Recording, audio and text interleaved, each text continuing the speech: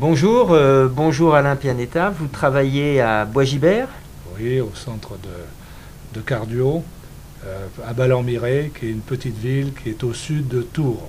D'accord. Et donc j'ai vu que vous aviez présenté une communication sur la réadaptation chez l'artéritique.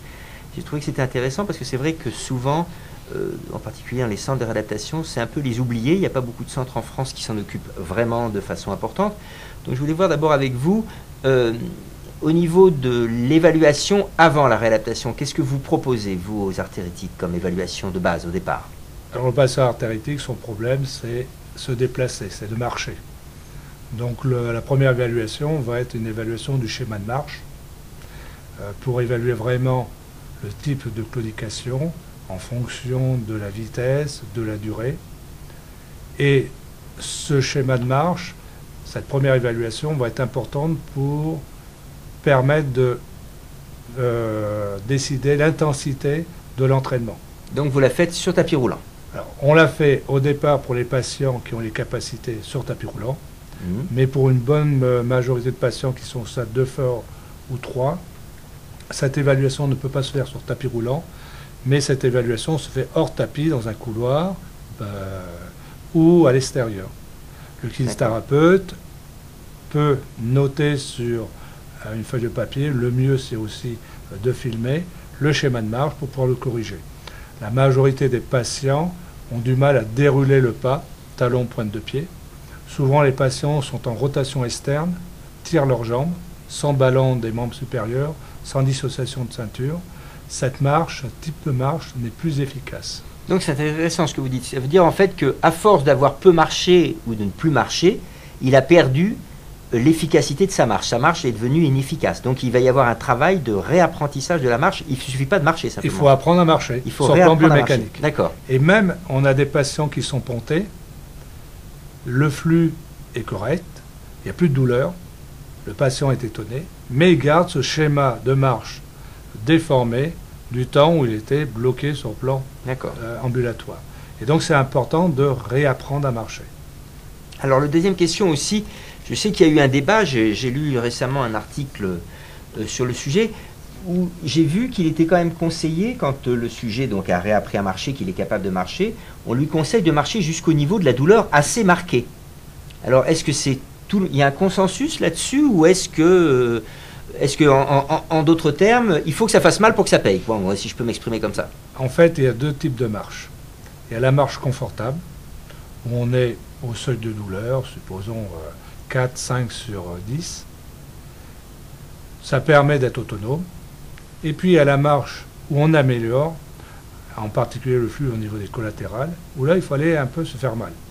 Et le seuil douloureux, c'est 6 sur 10, 12 sur 20, où là la claudication est marquée. Le schéma de marque est perturbé, avec une rotation externe, avec diminution du ballon des membres supérieurs, avec pas de déroulement du pas, pied, talon, pointe de pied. Et le patient, si on continue à le faire marcher, il peut risquer d'avoir une crampe, s'arrêter, avoir une ischémie aiguë. Donc c'est important de l'entraîner un petit peu en dessous. C'est un peu comme les sportifs pour le fractionner. Il faut aller se faire mal à 12, 13, 14 selon l'échelle de Borg pour s'améliorer. Et chez le patient artéritique, c'est important aussi de faire se fractionner pour s'améliorer. Donc il faut compléter une marche confortable par une marche un peu douloureuse.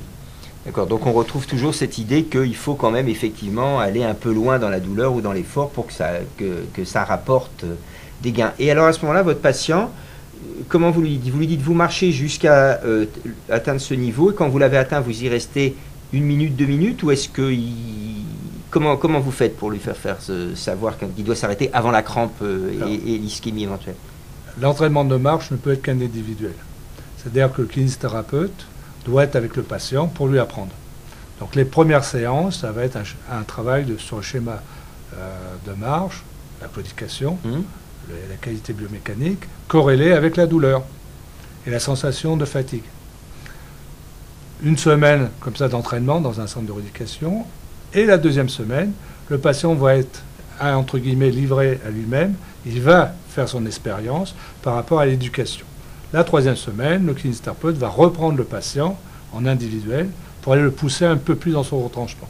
Parce qu'on sait très bien que ce soit pour les sportifs, les coronariens ou les patients artéritiques, que chacun d'entre nous, on est content dans le confortable. Bien sûr, Et que c'est pour plus aller facile. se dépasser, c'est plus difficile.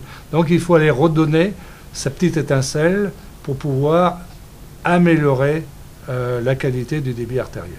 D'accord. Et dernier point, donc le patient a fait les 3 semaines dans votre centre, oui, il a été pris en charge. Maintenant, il va repartir chez lui. On sait que l'observance, c'est le grand problème chez tous nos patients. Qu'est-ce que vous lui conseillez? Il faut qu'il marche tous les jours à ce niveau-là, ou est-ce que c'est 3 fois par semaine?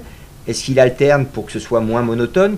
Qu'est-ce que vous donnez comme conseil quand il va être chez lui? On leur conseille d'essayer de marcher tous les jours. Avec 2 types de marches. Une marche dite confortable, pour aller faire les courses, pour être avec les amis. Et puis peut-être 2 à 3 fois par semaine, cette marche un petit peu douloureuse.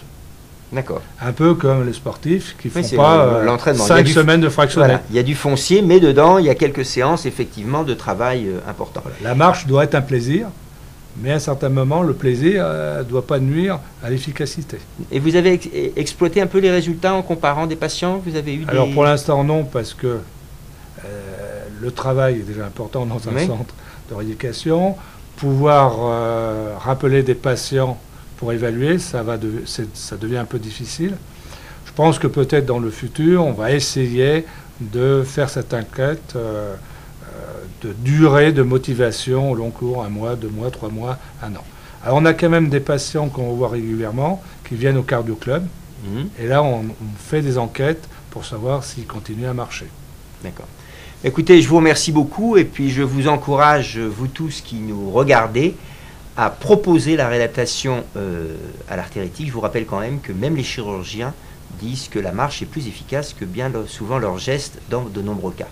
Donc à vous de pratiquer cette réadaptation. Merci. Merci.